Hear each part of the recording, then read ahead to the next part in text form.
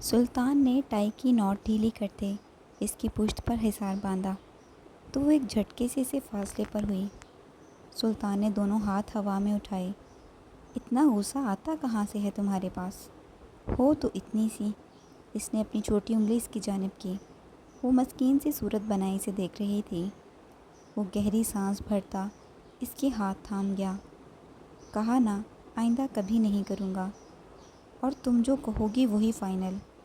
آخر وہ ہار مانتی دھیرے سے اس کے سینے پر سر لگا گئی۔ میرے پاس بس آپ ہی ہیں عبدر۔ وہ اپنا حصار تنگ کر گئی۔ اور میں ہمیشہ رہوں گا تمہارے پاس، تمہارے ساتھ۔ چھوٹی سی باتوں پر یوں پریشان نہ ہوا کرو۔ یہ چھوٹی بات تو نہیں، آپ کے لیے ہوگی، میرے لیے نہیں۔ I am sorry. سلطان نے اس کے سر پر بوسہ دیا۔ آنکھیں موندے وہ ان خوبصورت بالوں کو دھیرے دھیرے سہلا رہا تھا۔ اس نے اپنا ہاتھ اس کی پشت سے ہٹا کر اس کے سینے پر جمایا تو اس کی کلائی پر موجود چوڑیوں کی آواز بلند ہوئی۔ سلطان کی دھڑکنیں ایک دم ہی تیز ہوئیں۔ وہ پلکیں جھپکتی ان اتھل پتھل ہوتی دھڑکنوں کو سن رہی تھی۔ سلطان نے اپنے سینے پر اس کے ہاتھ پر اپنا ہاتھ جمایا۔ وہ اس کی کلائی تھام کر لبوں سے لگا گیا۔ ایک گہری سانس بھرتی وہ اس کے سینے پر تھوڑی ٹیکی سے دیکھ رہی تھی۔ وہ تیز آنکھیں اس پر ٹکیں اور چند لمحے ہنوز رہیں۔ سلطان کی سانسیں اسے اپنے پیشانی پر محسوس ہو رہی تھیں۔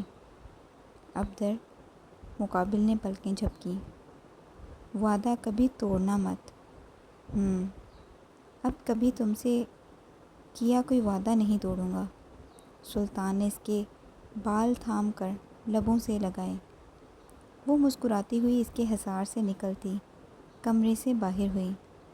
سلطان نے ایک ہاتھ سینے پر رکھا، ایک ہاتھ پینٹ کی جیب میں ڈالا۔ وہ بہت کچھ ایک ساتھ سوچ رہا تھا۔ آخر یہ لڑکی کہاں جا کر رکے گی؟ وہ مسکرا دیا، مگر وہ مطمئن تھا۔ وہ واحد ایک ایسی انسان تھی جس کی کوئی بھی بات، چاہے وہ سلطان کے لیے قابل قبول ہو یا نہ، وہ خوشی سے مانتا اور اس پر عمل کرتا تھا۔ جس انسان کی عادت ہو جائے اس کے لیے سب کچھ سہ لیا جاتا ہے، چاہے وہ تلخ ہو یا ناقابل برداشت۔ جو ہر کام اپنے فائدے کے لیے ہی کرتا ہے وہ انسان خود غرض ہوتا ہے، اور یہ حقیقت ہے۔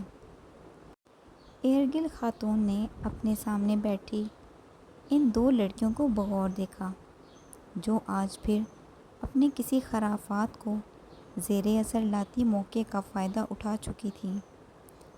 حنا سے ڈھیروں باتیں کرتی ایرگل خاتون کافی خوش تھیں۔ آخر اس کی بیٹی کی دوست بھی ویسی ہی تھیں۔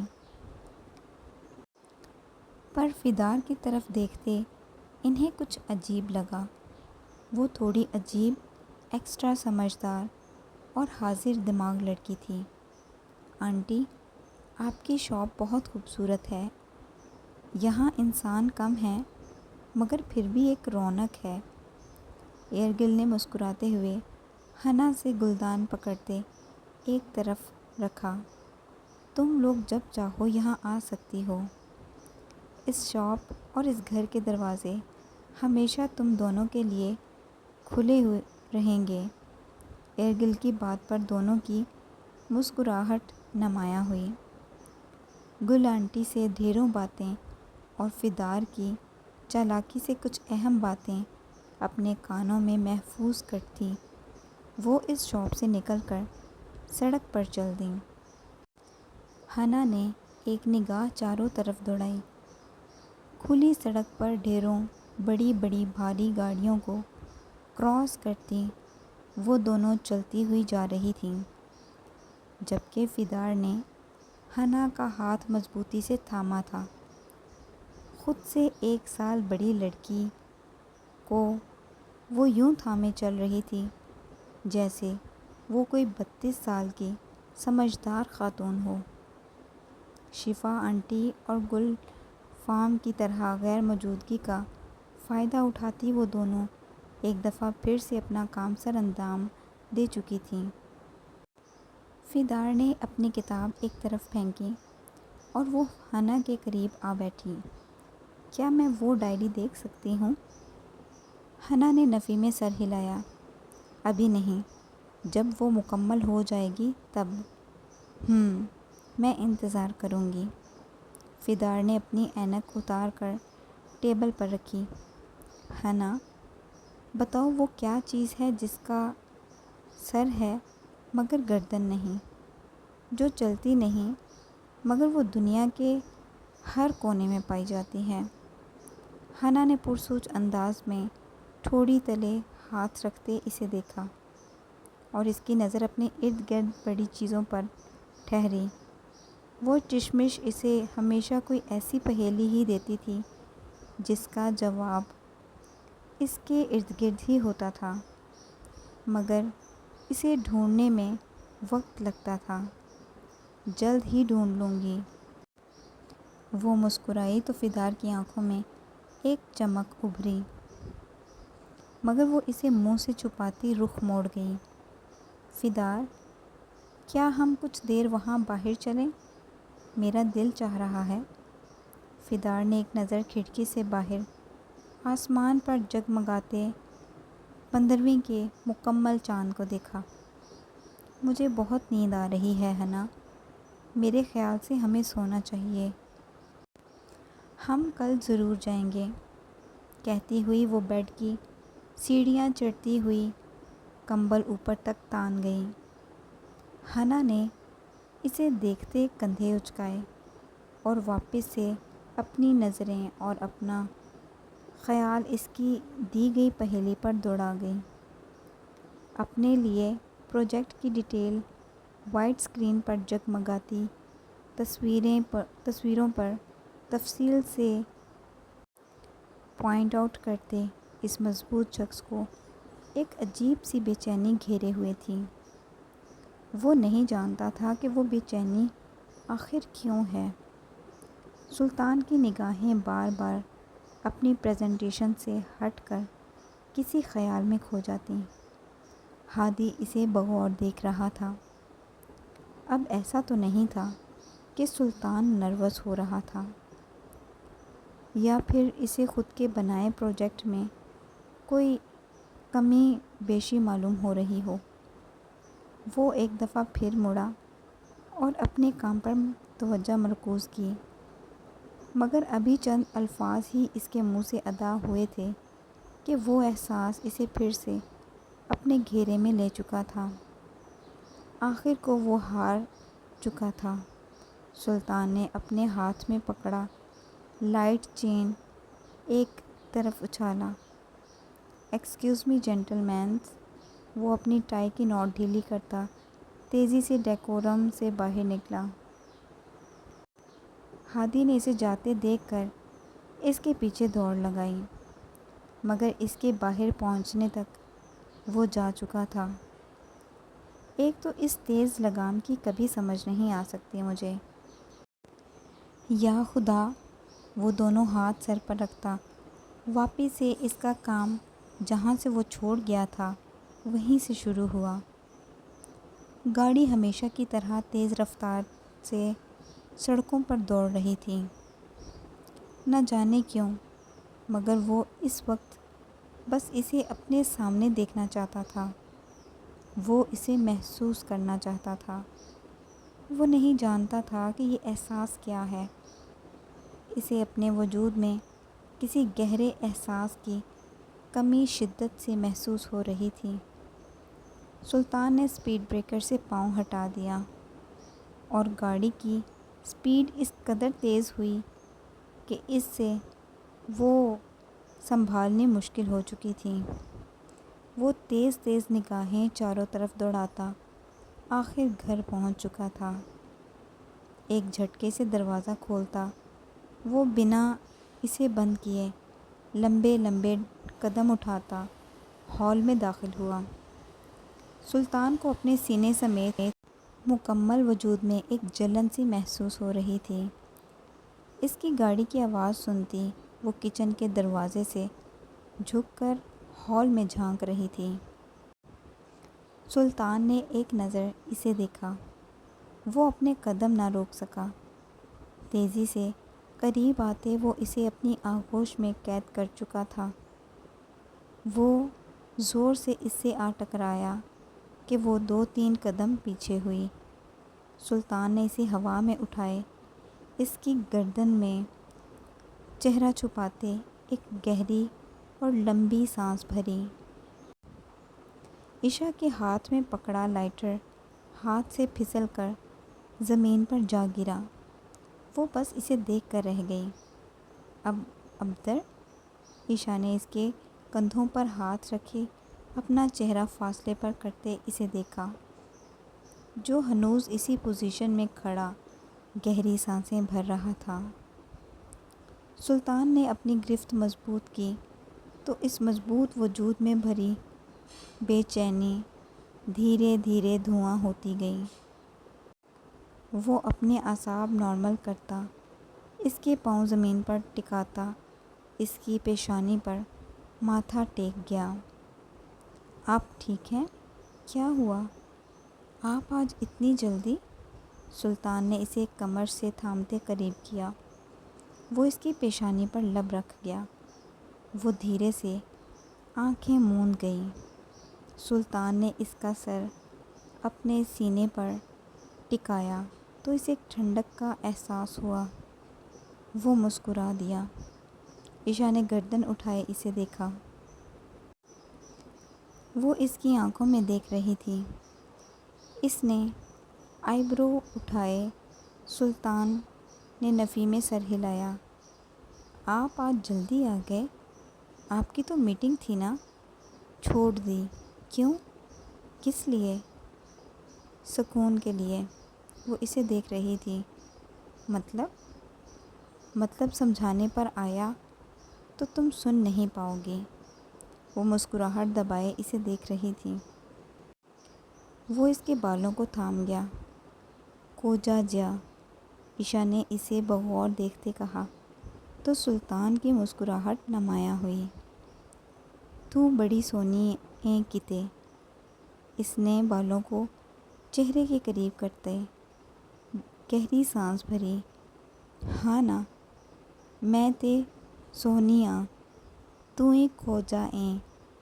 وہ کھل کر ہنسا۔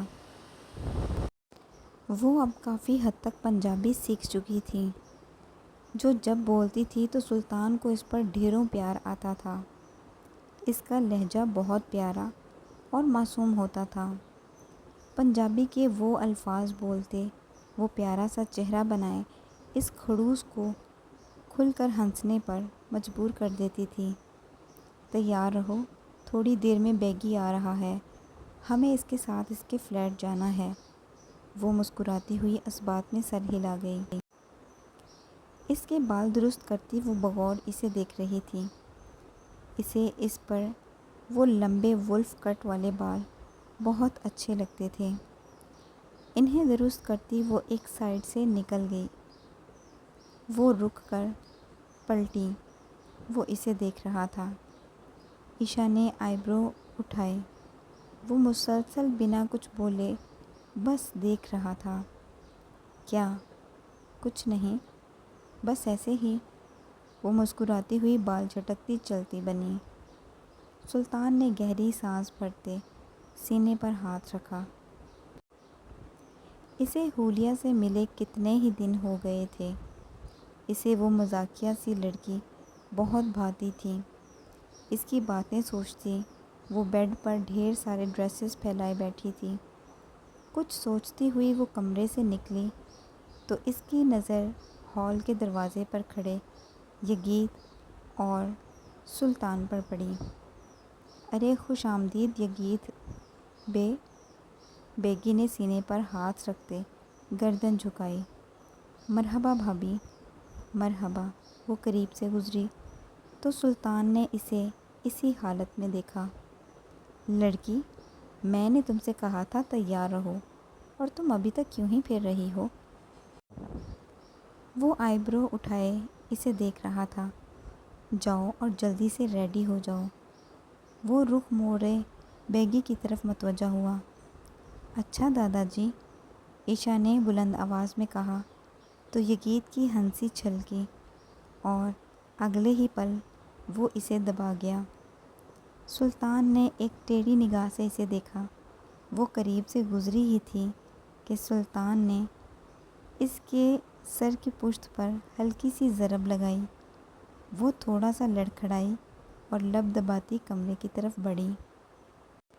اورنج کلر کی شارٹ فراک اور کھلے ٹراؤزرز کے ساتھ میچنگ حجاب اوڑھے بیٹھی وہ خود سے کچھ فاصلے پر بیٹھے اس شخص کا دھیان اپنی طرف کھینچ رہی تھی۔ سلطان نے گہری سانس بھرتے اس پر سے نگاہ ہٹائی۔ عشا، تم سے ایک بات پوچھوں؟ ضرور پوچھو، وہ سیدھی ہوئی۔ سلطان بھائی کو جتنا میں جانتی ہوں وہ ایک سخت مزاج اور کسی بھی قسم کے جذبات سے عاری انسان ہیں۔ عشا نے اپنی ہنسی بمشکل دبائی۔ اور وہ تو رومانٹک ہو ہی نہیں سکتے، یہ تو میں گارنٹی کے ساتھ کہہ سکتی ہوں۔ وہ ہنس دی۔ ہاں نا، رومانٹک کہاں، ذرا سا بھی نہیں۔ اتنا خڑوس اور سیریس انسان ہے نا یار، تم کس طرح گزارا کرتی ہو؟ وہ ہنستی ہوئی اپنا لب دانتوں تلے دبا گئی۔ میری قسمت ہے نا یار، اب میں کیا کر سکتی ہوں اس میں؟ سلطان بھائی کو جھیلنا بھلا کس کے بس کی بات ہے؟ وہ تو ایک پل میں کیا سے کیا ہو جاتے ہیں۔ یہ تو تم نے بالکل ٹھیک کہا، پاگل ہے وہ لوہے کا آدمی۔ اس کی بات پر حلیہ کی ہنسی چھوٹی تو سلطان نے انہیں یوں ہنستے دیکھ کر آئی برو اٹھائے اور اسے مخاطب کیا۔ وہ نفی میں گردن ہلا گئی۔ حلیہ اٹھ کر کچن میں مصروف ہوئی تو یگیت نے اپنی پیاری بھابھی سے اپنے جنگلی کی تعریفوں میں اپنے خیالات کا اظہار کیا۔ بھابھی، آپ جانتی ہیں یہ جو انسان میرے ساتھ بیٹھا ہے، کچھ عرصہ پہلے تک مجھے اس سے بات کرنے کی بھی اجازت نہیں تھی، یوں رہتا تھا۔ اس کا چہرہ بیگی نے ماتھے پر تیوریاں لیے اسے دیکھا تو سلطان نے اسے ایک دھپ رسید کی، جس پر وہ اٹھ کر اس سے فاصلے پر ہوا۔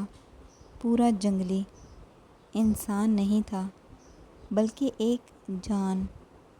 ارے خبردار، میرے شوہر کے خلاف ایک لفظ بھی بولا تو زبان کھینچ لوں گی۔ وہ اس کی بات مکمل ہونے سے قبل دونوں ہاتھ اس کی طرف کیے رکی تو یگیت نے بھویں اچکائیں اور اسے اور پھر ایک نظر سلطان کو دیکھا۔ سلطان نے اسے دیکھتے اپنے کالر کو درست کرتے آئی برو اٹھائے اور اپنی جگہ رکھے۔ واہ بھئی، بڑے میاں سو بڑے میاں، چھوٹے میاں بھی سبحان اللہ۔ آپ کا اثر اس پر ہو نہ ہو، آپ پر اس جنگلی کا اثر مکمل ہو چکا ہے بھابھی، اسی کی زبان بولنے لگی ہیں آپ بھی۔ عشا نے ہنسی دبائی۔ سلطان نے بالوں میں ہاتھ پھیرا۔ اس کے موبائل کی گھنٹی نے شور مچایا تو وہ اسے پک کرتا ایک طرف ہوا۔ قسم سے بھابھی، پورا جنگلی ہے یہ، کیسے گزارا کر لیتی ہیں آپ اس کے ساتھ؟ وہ مسکرائی۔ ارے ایسی بھی کوئی بات نہیں ہے، وہ بہت اچھا ہے، بہت خیال رکھنے اور محبت کرنے والا ہے۔ بیگی نے گہری سانس بھری۔ ظاہر ہے، آپ سے بھلا کیسے نہ محبت کرے وہ، آپ ہی تو اسے ہرانا جانتی ہیں، ورنہ سلطان سے پنگا لینے کے بعد آپ بھلا بچ سکتی تھیں؟ وہ تو آپ کی قسمت تھی کہ اس دن اس نے آپ کو، وہ روانی سے بولتا رکا۔ عشا نے سوالیہ نگاہ سے اسے دیکھا۔ وہ زبان دانتوں تلے دباتا رخ موڑ گیا۔ اس دن مجھے کیا؟ وہ نفی میں گردن ہلا گیا تو عشا نے تیکھی نگاہ سے اسے دیکھا۔ بتائیں کیا؟ ابھی اور اسی وقت، وہ غصے سے بولی تو یگیت نے اس کی آنکھوں میں اپنے اس جنگلی کا روپ دیکھا، اور وہ نہ چاہتے ہوئے بھی اسے وہ کچھ بتا گیا جو اس کے لیے نہ سننا ہی بہتر تھا۔ اس کے الفاظ پر وہ بڑی آنکھیں مزید بڑی ہوتی گئیں۔ وہ خاموشی سے اسے سن رہی تھی۔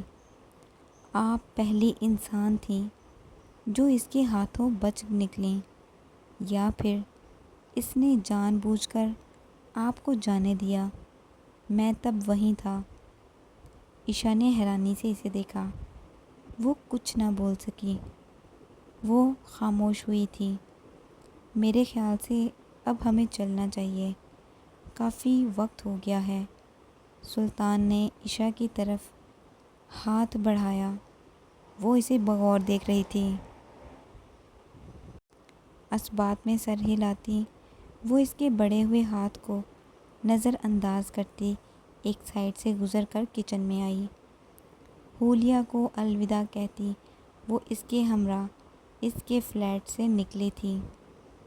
وہ خاموش تھی۔ سلطان نے اسے کئی دفعہ مخاطب کیا، مگر وہ بنا کوئی جواب دیے بیٹھی تھی۔ اس نے اس کا سر تھامتے اپنی جانب گھمایا۔ کیا ہوا؟ سب ٹھیک ہے؟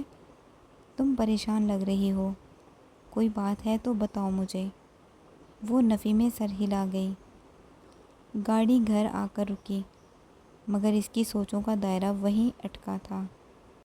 ہال سے گزرتے اسے اپنی کلائی پر گرفت محسوس ہوئی۔ سلطان نے اسے روکتے اپنی جانب گھمایا۔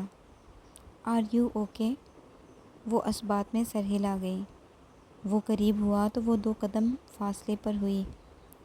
سلطان نے اسے اپنے حصار میں بھرا تو وہ اس کے سینے پر ہاتھ رکھتی دور دھکیل گئی۔ اس کے ماتھے پر اچانک کئی سلوٹیں ابھریں۔ لب میچتے وہ ایک جھٹکے سے کھینچ کر اسے اپنی مضبوط گرفت میں جکڑ چکا تھا۔ سلطان نے دھیرے دھیرے اپنا حصار تنگ کیا۔ وہ اس قدر تنگ ہو چکا تھا کہ عشا کو اس کی سانس حلق میں ہی اٹکتی ہوئی محسوس ہو رہی تھی۔ وہ بمشکل سانس لے پا رہی تھی۔ ابدر، مجھے سانس نہیں آ رہی، وہ بمشکل بول رہی تھی۔ پلیز مجھے سانسیں رک رہی ہیں نا؟